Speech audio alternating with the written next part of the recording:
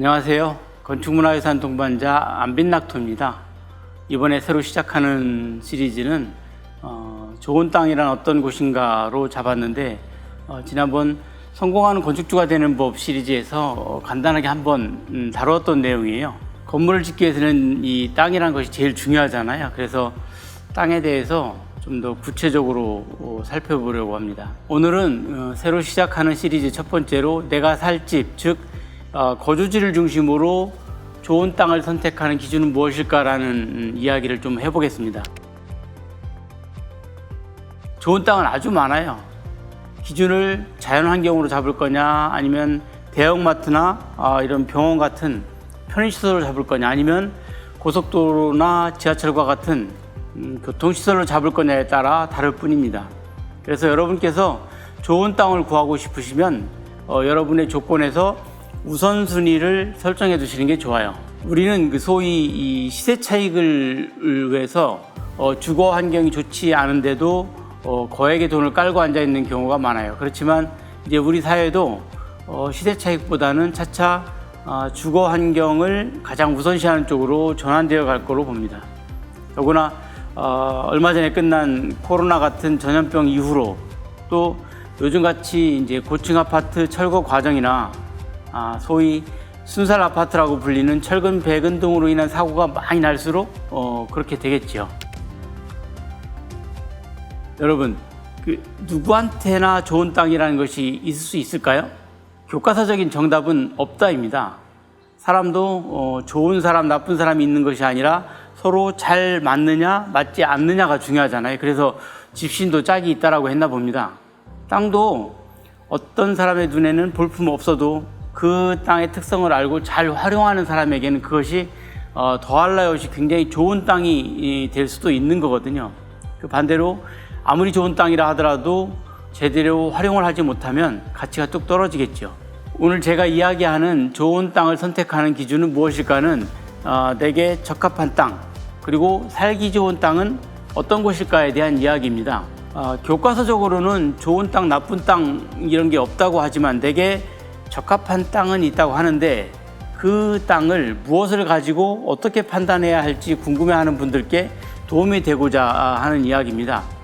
현대사회에서는 한번 터를 잡고 정착을 하면 자녀들이 고등학교를 졸업하기까지는 움직이기가 정말 어려워요. 그래서 많은 분들이 자녀들이 크면 아니면 은퇴를 하면 시골살이 하는 것을 로망으로 잡고 있지만 그것도 철저하게 준비를 하지 않으면 실패하는 경우가 많습니다. 오늘 좋은 땅을 판단하는 기준에 대해서는 이종환 선생이 택리지라는 책에서 이야기한 살기 좋은 땅, 즉 낙토의 기본 조건을 기본 틀로 하고 거기다가 현대적인 내용을 더해서 이야기를 해볼까 합니다. 초고속으로 변하고 있는 현대사회에서 웬 조선시대 이야기냐고 반문할 수도 있겠지요. 그런데 옹고지신이라고 지난 과거의 살기 좋은 땅에 대한 정의가 주거 환경에 대한 기준으로는 현대의 우리들이 오히려 새겨들을 필요가 있는 지혜가 있어요. 어떻게 보면 사람이 사는 주택에 대한 근본 철학이 들어있다고 보기 때문이지요. 여러분께 질문 하나 던져보겠습니다. 여러분은 외관이 멋진 집과 혹은 터가 좋은 집, 이 두 중에서 어떤 집을 선택하시겠어요? 짐작하건대 과거에는 당연히 터 좋은 집을 지지했겠지만 현대에는 멋진 집을 더 좋아할지도 모르겠네요. 각종 편리한 시설들이 공간을 가득 메운 현대인의 주거 환경을 생각하면 당연할 수도 있어요. 그런데 조선 후기 유학자인 이중화는 택리지라는 책에서 살기 좋은 땅, 즉 낙토에 대해서 이렇게 이야기합니다. 살 터를 잡는 데는 첫째, 지리가 좋아야 하고 그 다음에는 그 땅에서 나는 이익인 생리가 좋아야 하고 그 다음으로는 사람들의 인심이 좋아야 하고 그리고 그 다음은 아름다운 산과 물이 있어야 한다. 이 네 가지 중에서 하나라도 부족하면 살기 좋은 땅이 아니다 라고 이야기합니다. 덧붙여서 그런데 지리는 좋아도 생리가 모자라면 오래 살 수가 없고 생리가 좋더라도 지리가 나쁘면 이 또한 오래 살 것이 못 된다.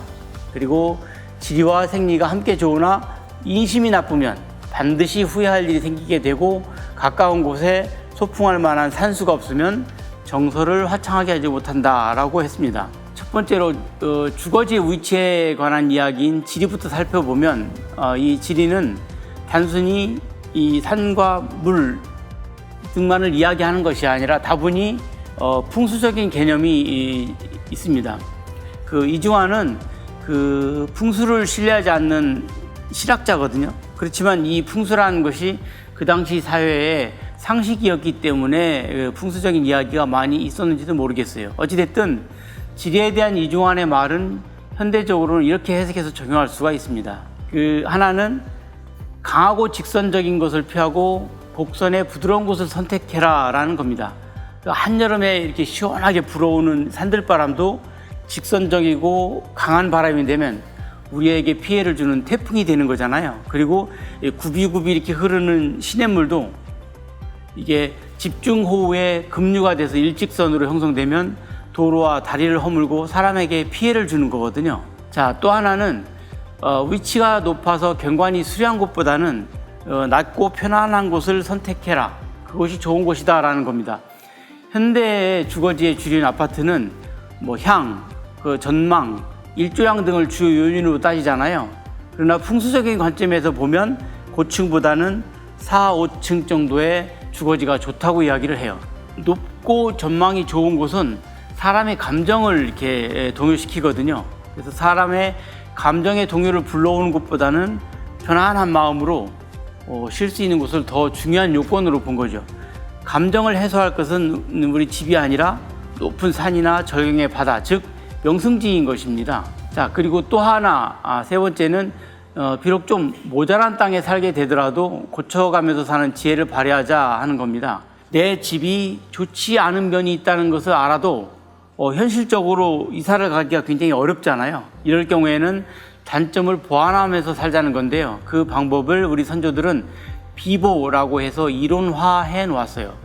불필요하게 굉장히 강한 기운을 누르는 시설을 설치한다든가 아니면은 시야를 막아서 보이지 않도록 처리를 한다든가 아니면 출입구의 위치를 바꾸어 가지고 바람과 기온의 흐름을 바꾼다든가 하는 거죠. 즉, 이 주거 환경의 밸런스를 바꾸어 주는 것이 비보인 셈입니다. 자, 이제는 두 번째로 이중환은 경제 활동을 할 수 있는 환경을 생리라고 했고 이것을 생리지에 두 번째 뒀는데 내용에는 가장 공을 많이 들였어요. 그래서 재물이란 하늘에서 내리거나 이 땅에서 솟아나는 것이 아니므로 기름진 땅이 첫째이고 배와 수레를 이용해서 물자를 교류시킬 수 있는 곳이 다음이다 라고 했거든요. 오늘날 우리 집값을 결정하는 가장 큰 요인은 어떤 것일까요? 역세권이나 학군이나 어떤 교통이나 이런 것들이 있겠죠. 주로 입지에 관한 이야기들입니다. 그런데 이런 곳을 가만히 살펴보면 경제 활동이 활발하게 일어나는 곳들이거든요. 이중환 선생도 경제 활동의 흐름이 배와 수레와 사람과 물자가 모이는 곳 이런 곳에서 이루어진다는 것을 명확하게 인지했고요. 몸소 전국을 유람하면서 체득한 각 지역의 데이터를 통한 주장이기 때문에 더 신뢰가 갑니다. 그래서 소득이 높은 기름진 땅이나 배나 수레를 이용해서 물자를 교류시킬 수 있는 곳처럼 경제활동이 활발하게 일어나는 곳이 두 번째로 살기 좋은 곳이라고 한 겁니다. 그 다음에 세 번째 인심에 대해서 이야기하는데요. 그곳 풍속이 좋지 못하면 자손에게도 해를 미친다 해서 풍속의 중요함을 강조하고 또 전국 8도의 특징적인 인심을 비교해서 기록했어요. 현대인도 이 인심이 중요하다고 생각을 할까요? 현대인들이 살기 좋은 곳이라고 판단하는 곳은 어떤 곳일까요? 어디에서는 경제 여건이나 편의시설을 굉장히 중요하게 생각하기도 하고 또 어디서는 교육이나 치안 같은 것을 더 중요하다고 또 이야기합니다. 그래서 교육 환경이 좋은 곳이라거나 살기 좋은 도시에 어떤 전국 순위를 매기고 그다음에 범죄 없는 마을 간판을 다는 것을 자랑스럽게 생각하기도 합니다. 전통적으로 내려오는 좋은 풍속을 유지하는 마을을 표창하기도 하고 또 세계유산에 등재할 수 있을 정도에 이르면 어떤 국가적인 자부심으로 여기기도 하는 거죠. 이런 것이 현대인들도 인심과 풍속이 좋은 곳을 선호하고 또 중요하게 생각한다는 증거일 수 있습니다. 네 번째, 끝으로 산수에 대해서 이야기를 하였는데, 이 산수에 대한 내용은 스트레스를 많이 받는 현대인의 생활에 활력소가 될 수 있는 내용이니까 우리가 꼭 귀 기울여야 할 부분이라고 봐요. 이동환 선생은 산수는 정신을 즐겁게 하고 감정을 화창하게 하는 것이다. 살고 있는 곳에 산수가 없으면 사람이 촌스러워진다. 이렇게 얘기를 했습니다. 그러나 산수가 좋은 곳은 생리가 박한 곳이 많다. 사람이 자라처럼 모래 속에서 살지 못하고 지렁이처럼 흙을 먹지 못하는데 한갓 산수에 취해서 삶을 영위할 수는 없다. 그러므로 기름진 땅, 넓은 들에 지세가 아름다운 곳을 가려서 집을 짓고 사는 것이 좋다라고 이야기를 했습니다. 그러면서 심리 밖 혹은 한 반나절쯤 되는 거리에 경치가 아름다운 산수가 있어 생각날 때마다 그곳에 가서 시름을 풀고 돌아올 수 있는 곳을 주거지로 마련해 둔다면 이것이 자손 대대로 이어갈 만한 곳이다 라고 하고 마무리를 하고 있습니다. 복잡한 현대를 사는 우리들은 자식 걱정, 부모님 걱정, 또 직장과 사이 모임에서의 어떤 갈등, 사업 걱정, 또 경제력이나 또 명예에 대한 고민 등등 걱정이 끝이 없죠. 이런 우리에게 스트레스를 풀 곳, 시름을 풀 곳이 집 주변에 있다는 것은 행운이라고 봐요. 또한 그런 곳을 찾아서 주거지를 정착할 안목을 갖추고 있다는 것은 커다란 능력입니다. 아파트는 전망이 좋으면 가격이 비싸죠. 근데 내가 잠을 자는 곳에 전망 좋은 곳을 비싸게 주고 살지 말고 오히려 아파트 가격이 좀 싸더라도 걸으면서 시름을 풀 수 있는 곳이 주변에 있다면 이곳이 더 좋은 것이 아닐까요? 그것이 호수공원이든 그냥 공원이든 아니면 나지막한 산이든 말이에요.